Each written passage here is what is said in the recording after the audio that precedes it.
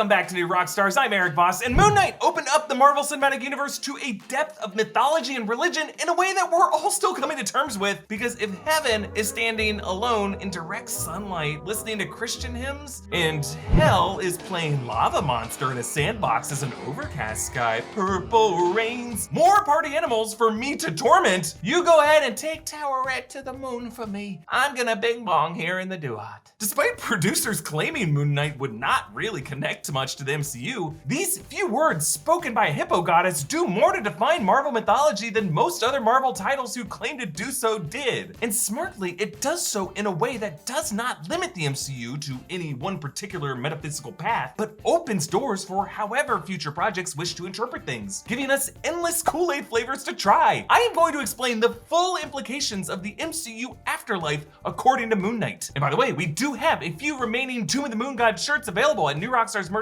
It's really the best way to support us here at New Rockstars. So Moon Knight episode 5 reveals that Mark and Steven's psych ward is actually their visualization of an afterlife realm. Welcome, gentle travelers, to the realm of the Duat. Duat, the Egyptian underworld. This is the afterlife? The afterlife? An afterlife, not the afterlife. You'd be surprised how many intersectional planes of untethered consciousness exist. Yeah. Like the ancestral plane. Oh, just gorgeous. Because the Duat's true nature is impossible for the human mind to comprehend. Right. You may perceive this realm as something more easily recognizable to you. Now, it is incredibly important that Taweret cited the ancestral plane, the afterlife realm of the Wakandans introduced in Black Panther. Both that afterlife and this one operate under similar rules. One's afterlife is based on whatever your earthly beliefs, desires, and fears were. For T'Challa, it's an African savanna with a tree containing his ancestors taking the form of panthers. For Killmonger, it's the Oakland apartment where his father died. And now, for Mark and Steven, it's a psych ward, reflecting the role mental illness has played in their lives. Taweret calls these intersectional planes of untethered consciousness and suggests that there's an endless number of them, like the Soulstone way station that Thanos visited in Infinity War could be one intersectional plane. As for him, it took the form of a Zehobre gate, where he first met Gamora, a manifestation of his guilt for killing her to acquire the Soulstone. The Ancient One ventured into the astral plane at the moment of her death, but the astral plane isn't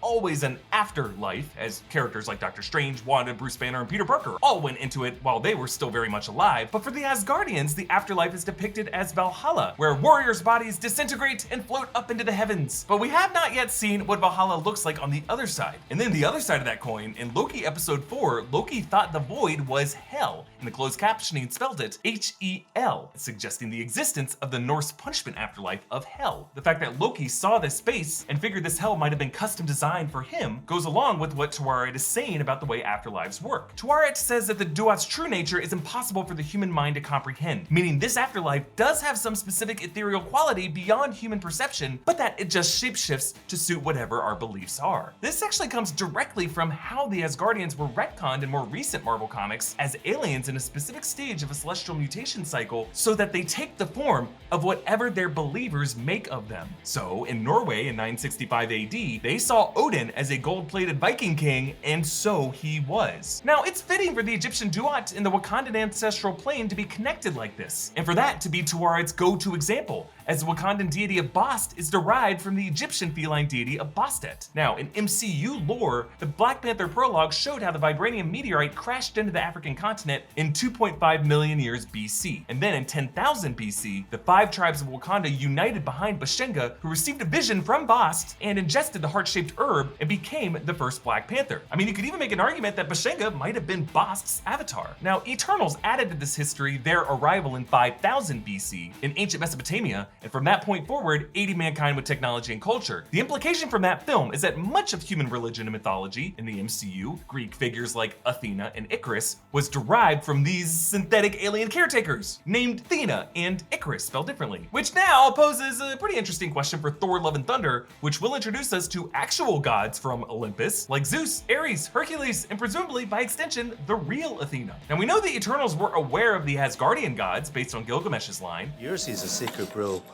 Odin taught me as a thank you Oh, thank you. after he helped defeat Laufey's army in Tundra.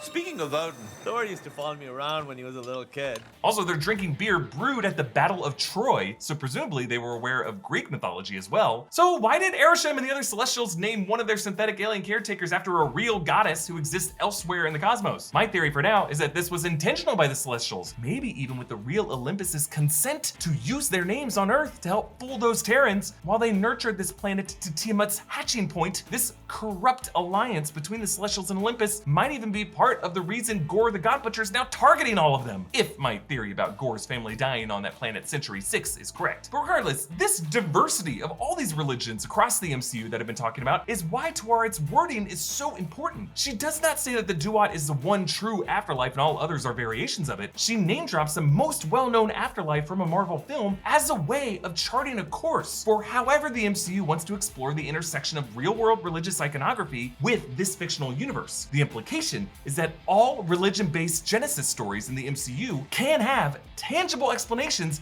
based on supernatural entities. And this is gonna get really interesting when we explore Christianity in the MCU, something Moon Knight has already done in small doses, opening the first episode with Bob Dylan's Christian spiritual hymn, Every Grain of Sand, and ending episode 5 with Mas Allá del Sol, a Spanish language Christian hymn. Also, the Christian God was mentioned back in the 2012 Avengers film. These guys come from legend, they're basically gods.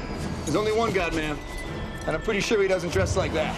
But this is also the same movie that actually spelled out Mephisto's name in ink, and that's not enough for you people. Thanks for nothing, Joss. But Mephisto or Mephisto, Christianity is about to play a much bigger role in the MCU, with devout Catholics like Matt Murdock, Satanists like Agatha Harkness getting her own spin-off, and mutants like Apocalypse reframing our understanding of the Old Testament. Now, I don't know if the MCU is about to say Jesus Christ was based on Adam Warlock or anything, but the Christian tenets of God and Lucifer, heaven and hell, thanks to Taweret, are now part of an array of fictional afterlives in the MCU, shaped in these ways by the true believers who occupy them. You can follow me on Instagram and Twitter at EA Voss, follow New Rockstars, subscribe to New Rockstars for more analysis of everything you love. Thanks for watching, bye.